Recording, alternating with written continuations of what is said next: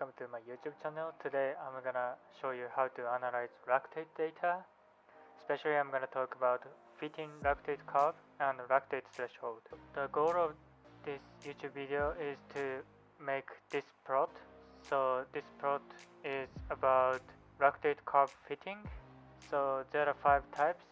The first one is exponential, second one is double exponential, then the third one is quadratic polynomial, the fourth one is cubic interpolation, and the last one is smooth spline. Each curve has different property, so as you can see the curve is a little bit different in each fitting, and I'm gonna show you how to make those curves, and I'm gonna show you how to make a decision which one is better or best. Then the second plot you're seeing is the fitting lactate curve with lactate threshold estimated by different methods. So as you can see on the legend, there are 6 different methods to find threshold. So I'm gonna show you how to make this plot and how to find estimated lactate threshold by different methods. Procedure: first of all, import the data, then find aerobic lactate threshold, then I'm gonna create lactate curve, then I'm gonna find a lactate threshold, but this time it's more like anaerobic lactate threshold, then finally create a table. So I'm gonna show you how to do those all procedures by using MATLAB, so let's go to MATLAB. Okay, MATLAB, so let's import the data. So by the way, I took lactate data from CPET Drawlamp exercise, and the protocol was 50-24-3, which means I started the exercise with 50 watts, and every 3 minutes I increased 24 watts, and I continued exercise until I get tired. So I just imported data and saved the data into a variable called lac, and I'm gonna show you the data. So this is the raw data. First column is phase, and the first 2 is just resting and warm up, and each row represents 3 minutes interval, and the last 2 data points are post exercise 3 minutes and the post exercise 5 minutes, which means phase 3 minutes after the exercise and 5 minutes after the exercise. And the second column is workload in watts. So obviously the resting workload is 0, and as I said, I started the workload with 50 watts, and every 3 minutes it increased 24 watts. And obviously after exercise I decreased workload to 0. Then the last column is lactate value. So first of all, I'm gonna plot the raw data. So I'm just gonna save the workload variable, which is second column in the table here, and I save it into W, and for the lactate variable I save it to L. Then this is the plot, so I'm gonna run this. So this is the raw data. As you can see, the lactate value is increasing exponentially, but by looking at raw data, it's really tough to find lactate threshold. There should be 2 thresholds. One is aerobic and another one is anaerobic. So to find that, I'm gonna use the threshold method, which is just I'm gonna find the first increment, which is more than 0.5 millimole per liter. So basically I'm gonna find the gap between 2 data points, which the difference is more than 0.5 millimole. This gap looks like more than 0.5 difference. Let's see. So this for loop finds the index with the gap is more than 0.5. So the counter variable I goes from the first data point to the last data point. I put -1 here because later on I'm gonna do comparison between the current data point and the one after, and this if statement compare the 2 data points, and the statement is satisfied if the gap is more than 0.5, and if so, I'm gonna set the index, which is I, into a variable called ILT, and if I find the index for save the index, I'm just gonna break it, and the for loop no longer loops, which means I'm just gonna find just very first index which the gap is more than 0.5. So let me run this. Yes, so the 5 is index. So fifth data point is reluctant threshold, which is 1, 2, 3, 4, 5. So this is the reluctant threshold. So as I expected. Also, there is another method to find the aerobic threshold.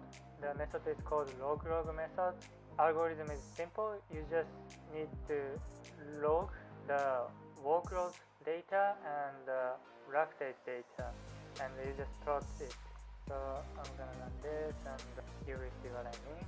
So this is log data or logged plot. So as you can see, the gap is pronounced maybe right here and right here. So I mean, compared to raw data, you can see the gap more clearly. So that's log method, and what you can do is visually find the deflection point maybe right here. So this is actually fifth data point because the very first data point is gone because I logged data in x-axis and y-axis, and the first one is it's really small value, so it's actually negative infinity. Then what I can do is find a linear model by using function called fitLM. Input argument is very simple. You just need to put data point from 2 to 5 because the first one is, like I said, it's negative infinity, so I'm not going to count it. So I'm going to put x-axis here, which is workload, and the y-axis, which is lactate data. And of course I'm going to do log 10. Then this function outputs the model data, and I'm going to save it to a variable called model log1. Then I'm going to create x-axis to predict y-axis.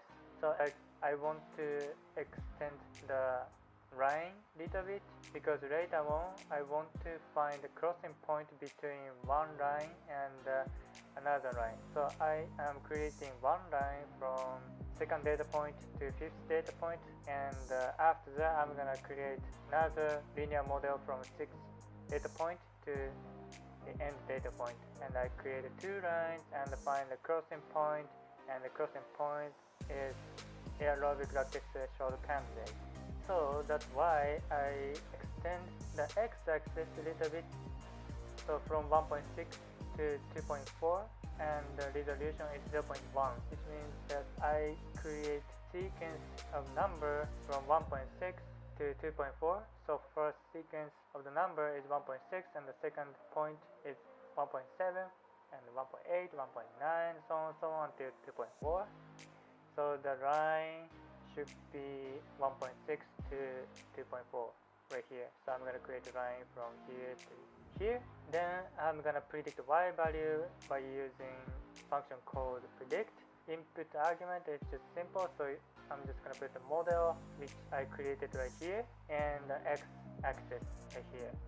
So I have to put the apostrophe right here because predict function recognizes the value in column. So I'm gonna run this and I will show you what I mean actually. So the dimension is 1 times 9, which means 1 row and 9 columns, but like I have to flip the dimension to 9 rows and 1 column, which is 9 times 1. I mean, that's how predict function works, so I have to flip it. Then the function outputs predicted y value, so I can plot this value with x value. Then I'm gonna do the same thing. As I said, I'm gonna predict y value from data point 6 to end point. I mean, first of all, I have to create a model, obviously. Then I'm gonna create the x-axis, and I'm gonna predict the y value. Then what I'm gonna do is find a crossing point. So basically, I have two linear models, which is this one and this one, and I'm gonna do system of linear equations to find the common x. So equation is kind of simple. You just need to use coefficient a and b. So the linear equation is y equals slope times x plus intersection. So this coefficient stored in model data right here, and you just fit the coefficient into the equation. So the first one is just the first coefficient of model 1 and the first coefficient for model 2, and I'm gonna find the gap between and divide it by the gap between second coefficient of model 2 and second coefficient for model 1. So that's how you can find common x. Then I found the x value, like a crossing point in x-axis. Then again I can use predict function to predict the y value. Input argument is the same, so model and x value, and output is y value. Then obviously this is logged value, so I have to bring it back to normal value. So it's simple. So I use log 10, so I have to use 10 and 10 to whatever value right here for the log, and whatever value right here for lactate. So that's how you reconvert logged value to normal value or original value. Then this is just a plot, and the second plot is the original value with aerobic lactate threshold candidate measured or estimated by log-log method. So I'm just gonna run this. So this is what I mean. So I create one linear model right here and another linear model right here, and the crossing point is just a green circle right here. So this is aerobic lactate threshold candidate estimated by log-log method, and this is the original plot, and this is candidate of aerobic lactate threshold. So for this analysis, I'm just gonna use the aerobic lactate threshold measured by the first method, not log-log method. But log-log method is very useful if you want to check aerobic lactate threshold visually, because deflection point is more obvious compared to raw data. But for now, I think the first method is enough, so I'm just gonna use first method, and then we can go to next step, which is lactate curve fitting. Okay, so next step is lactate curve fitting. As you saw, raw data plot is just a dot, but lactate curve fitting, you can connect the dot and predict x-axis from y-axis or from y-axis to x-axis. So I'm gonna use function called fit, and I'm gonna put x-axis, which is workload, and y-axis, which is lactate. And the third input argument is just the type of fitting. There are so many types of fitting, and I'm gonna test one by one and find which one is best. And the fit function output equation for the fitting, and GOF, which is goodness of fitting. So I'm gonna run this and show you what I mean. Okay, so red line is fitted lactate curve. So actually this area underestimate actual lactate value, but this area overestimate actual lactate value. But some point, for example right here, this actual value. This is just one way, and I just use exponential method, and I'm gonna test another way, which is double exponential, and argument is the same, x-axis, y-axis, and I just changed fitting method to double exponential. Then I'm gonna run this. Yeah, probably this one is better than the last one, which is just exponential. So the line is very close to the actual data points. Then let's see the third option, which is polynomial fitting. Yeah, the curve is a little bit pronounced right here compared to double exponential, and it actually underestimates the actual value right here and overestimates actual value right here. So just by looking at the figure or fitting curve, I can see double exponential is the best for now. Let's take a look at interpolation fitting. So interpolation fitting is actually connecting the dot. So there is no overestimation or underestimation, but a curve is really weird. So physiologically, curve should be smooth, but like, some noise or missing value, or maybe human error when collecting lactate value, the curve or data point sometimes not ideal, but like interpolation, just connecting the dot and doesn't seem like smooth curve. Then this is the last option, which is smooth supine fitting. So this curve is actually a smooth version of interpolation. So the line actually misses some data point, maybe right here, right here, right here. I mean, the curve is smooth compared to interpolation fitting, but still it's a little bit weird. I mean, compared to other methods like exponential, double exponential, or polynomial method, the curve is not very smooth and very weird. So I'd say by just taking a look at the figure or fitted curve, I think double exponential fitting is the best. But you can find which method is the best looking at the GOF, which is goodness of fitting. So this is exponential fitting. So the first one is squared error. So obviously this is the error between fitting curve and actual data point, and if the value is big, error is big, which is not good for the fitting.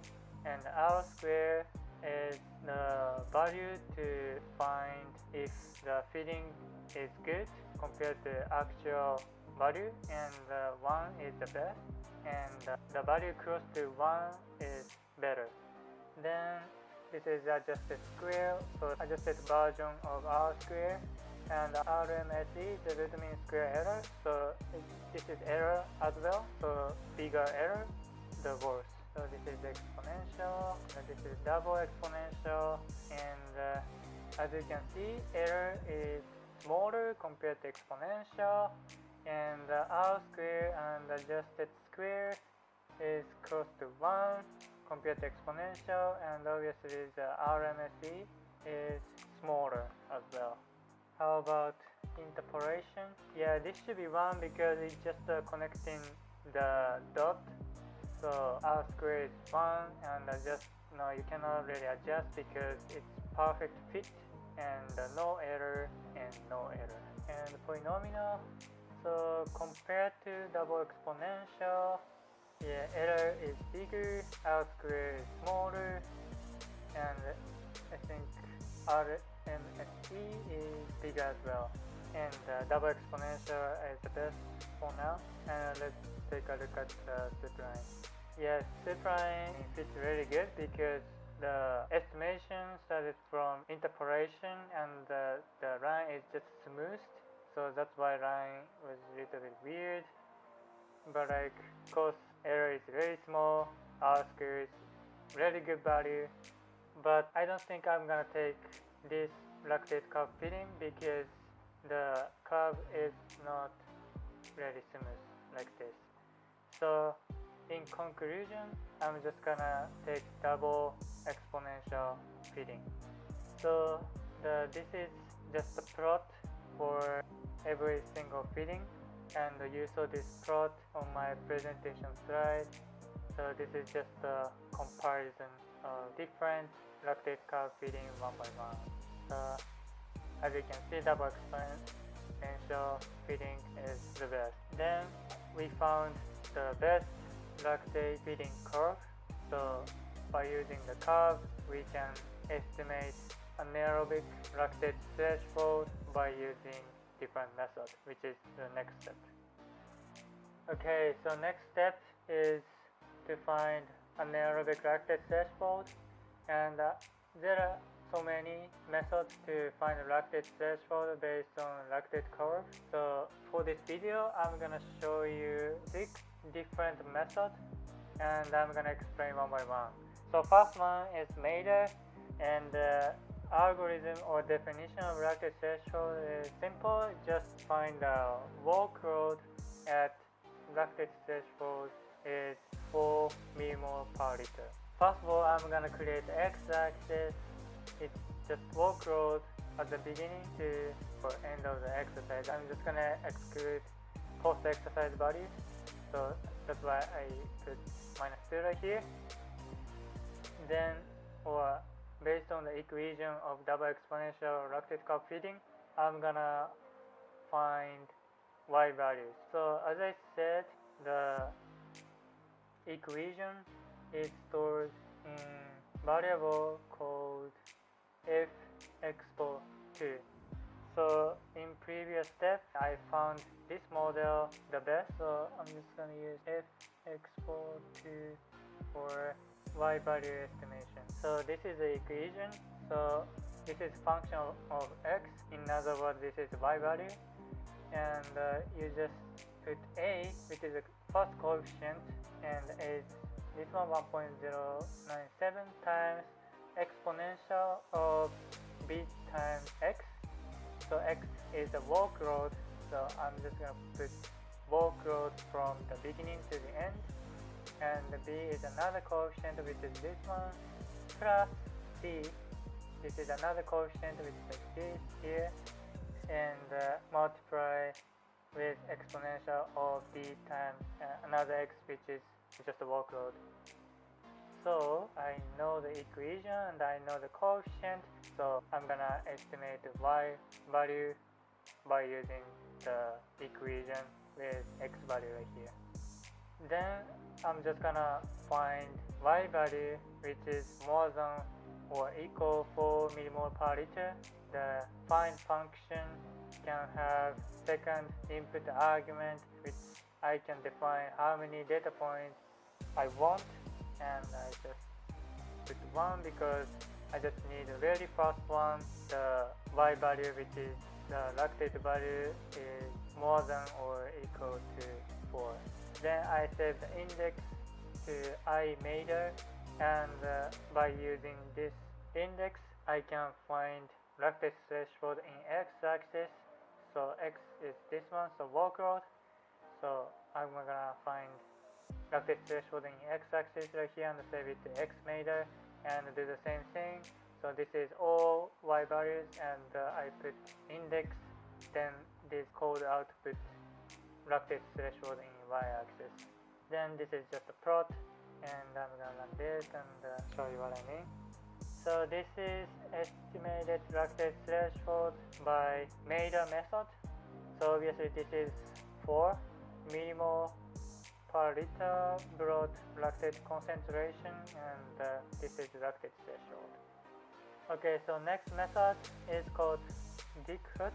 Lactate threshold is defined by minimum broad lactate plus 1.5. So let's find minimum broad lactate. So it's actually simple. So I'm just gonna find minimum lactate value from lactate variable, which is L. So I stored all lactate values into L. So I just use function called mean and find the minimum value and stored it into mean lac. Then I'm gonna use find function to find minimum value in fitted lactate curve. So the first two lines is same as the first method, so I'm just gonna skip the explanation. Actually this line is almost same as the first method. So the first method I put 4 right here, but like right now it's minimum lactate value plus 1.5. This find function finds the value more than or equal to whatever this value, and I'm just gonna find one data point or very first data point. Then I'm gonna save the index into Dieckhout, and by using this index I'm gonna find x value and y value. Then I'm just gonna plot this x value and y value on the raw data and fitted curve plot. So it looks like this. So this is the base, this is the minimum lactate value, and plus 1.5 is this value, which is maybe around 2.7 or 6 right here, and lactate threshold candidate is right here, which is estimated by Dieckhout method. Okay, next method is called Freiberger method.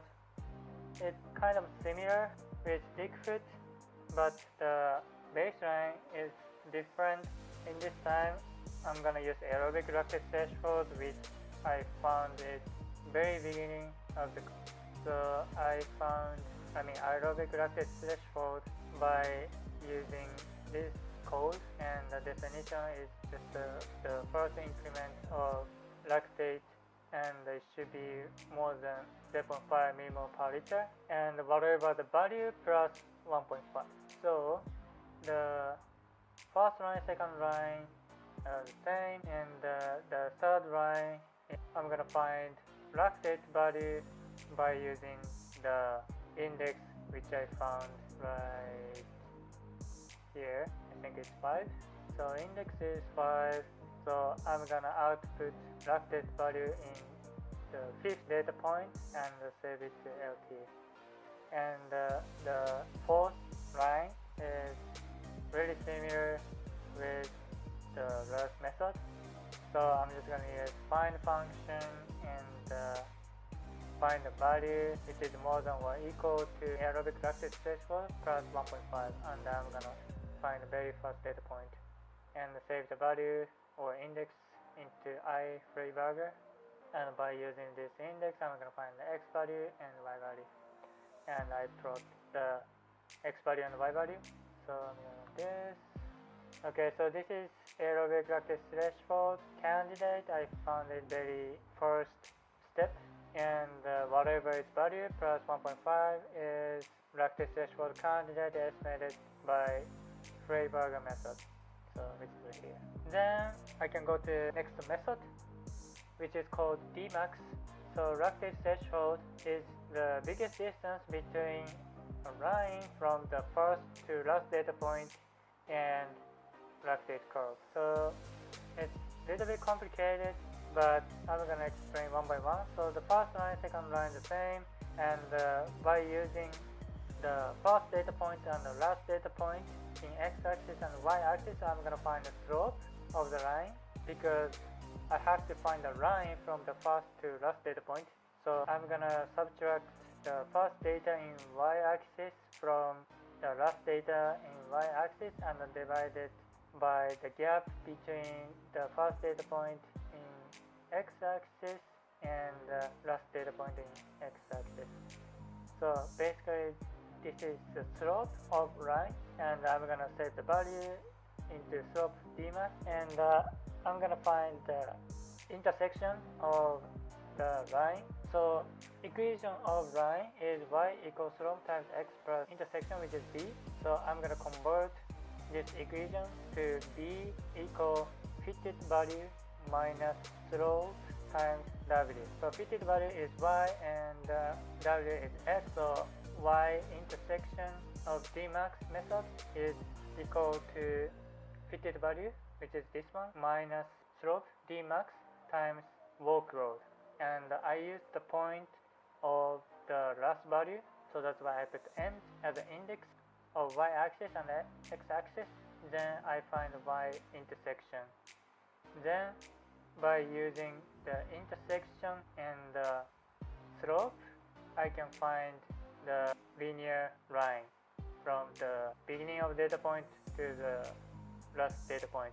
So as I said, the equation is this one, y equals slope times x plus b. So slope times x is this one, so just a walk load from the beginning to the end, and plus intersection, which is I just defined right here. And the next line is a little bit complicated. I mean, this is a really long equation, but like this is how you find x value for this Dmax method. So don't think about this too much.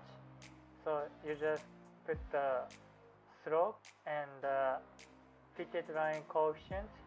I mean, eventually you're gonna compare the linear line I just created right here with fitted lactate curve. So what you're gonna use is slope of linear line and the coefficient of fitted lactate curve. Then you just put the value one by one to this equation, and you're gonna find the point which is the biggest distance between linear line and fitted lactate curve. And actually x value includes imaginary number, so I'm gonna use function called real to make the value into real number.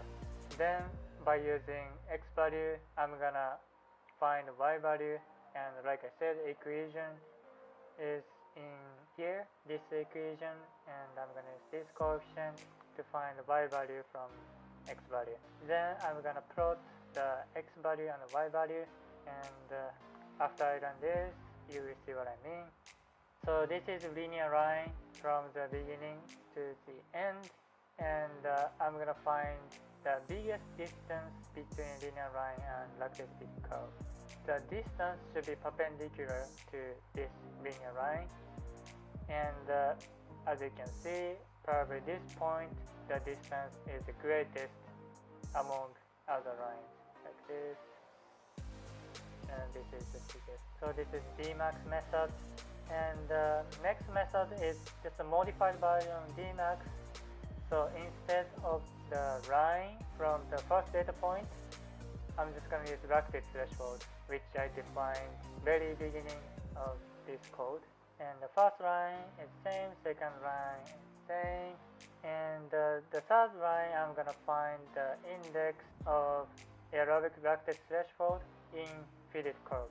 So I already find lactate threshold in raw data, but in this time I'm going to find it in lactate fitted curve. So that's why I'm going to use find function and find the value in fitted lactate curve, and the value should be more than or equal to whatever this value. So ILT is 5, so I'm going to find the lactate value in fitted lactate curve, and the value should be more than or equal to whatever value in L in fifth data point.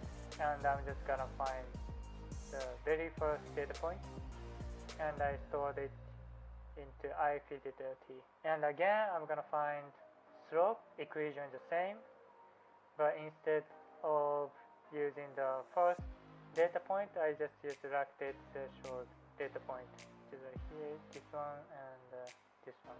So y intersection equation is the same, linear line equation is the same, and find x value, and the equation is the same, and find y value by using the equation with x value. Then I'm gonna plot the x value and the y value.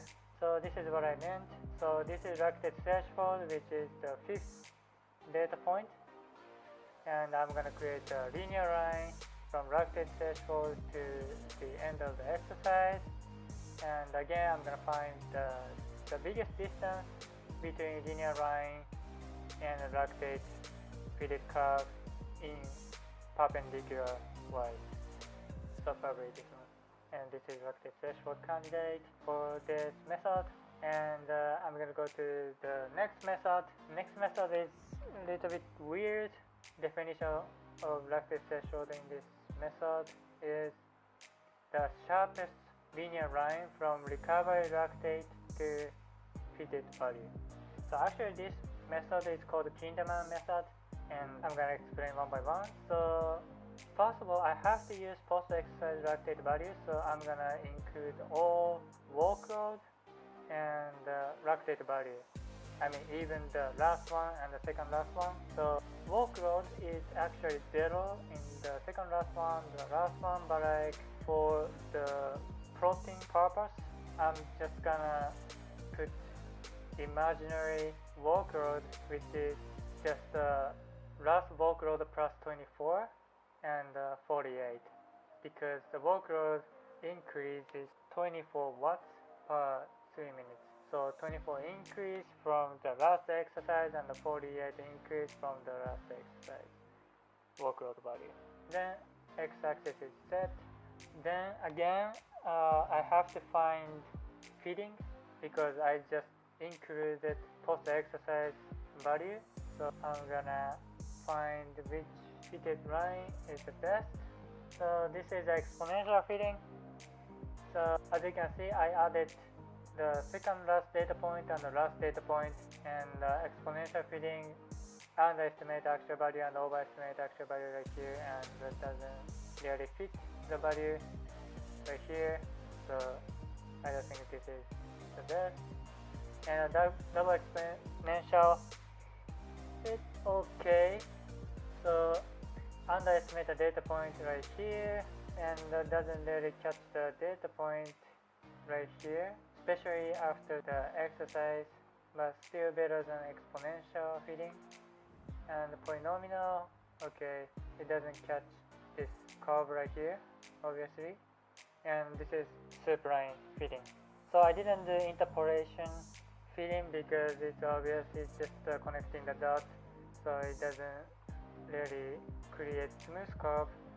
Superline, it's okay, but the curve is not really smooth around right here, but like it really catches the data point.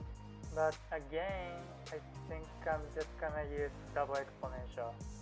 So I found the best fitting, which is double exponential, and the procedure is kind of same. So I'm gonna find x-axis.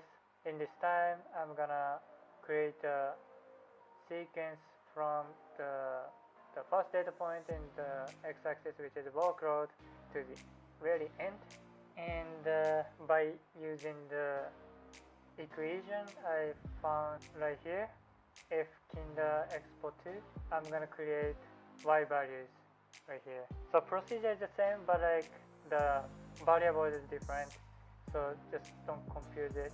Procedure is the same, and I'm gonna find the slope, but like at this time I'm gonna find all slopes. So I'm gonna give you example. So for modified Dmax, I only needed one line, and I just used the equation, like a really long equation, to find the maximum distance between linear line and a fitted curve. But like for Kinderman method, I'm gonna test each line from the last data point to the first data point, last data to second data point, third data point, fourth data point, and I'm gonna find the sharpest linear line. So that's why I'm gonna save all slope from the beginning of the data point to end of the data point. So that's why I didn't define the index for fitted reduced curve right here, and for the x-axis, which is workload. So this equation saves all slope data.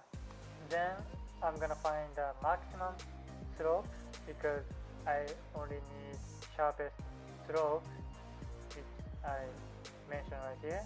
Then by using the index of maximum slope, I'm gonna find intersection, and by using intersection and the slope value, I'm gonna find linear line. So probably I'm gonna show you the slope data, and probably you will see what I mean. So like this.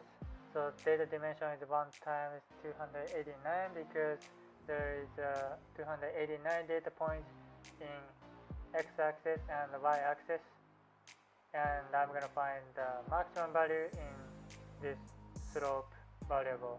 I mean, I'm just gonna output the index, but after that I'm gonna find the y-intersection and the linear model, and I'm gonna plot the x-axis and the y-axis. So actually the point index right here is the index for Lactate threshold of this method, because what I did right here to find the slope is just creating the line from the last post-exercise value to whatever data point in fitted Lactate curve.